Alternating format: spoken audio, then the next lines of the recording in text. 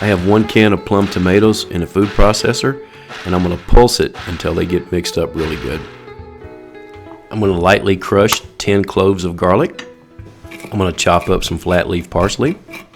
I'm going to add 1/4 cup of good quality extra virgin olive oil to a warm pan. Now we'll add our garlic.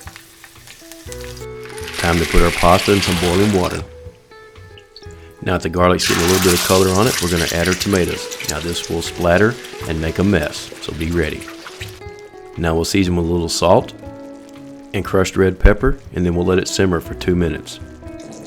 We're going to add our vodka. We're going to stir it up, turn the heat down, let it simmer. And we're going to fish out our garlic cloves because they're not fully cooked. I should add my cream right now, but I forgot, but we'll add it later. And we're going to add our pasta, give it a good mix. I'm going to go ahead and add the cream I forgot to add earlier.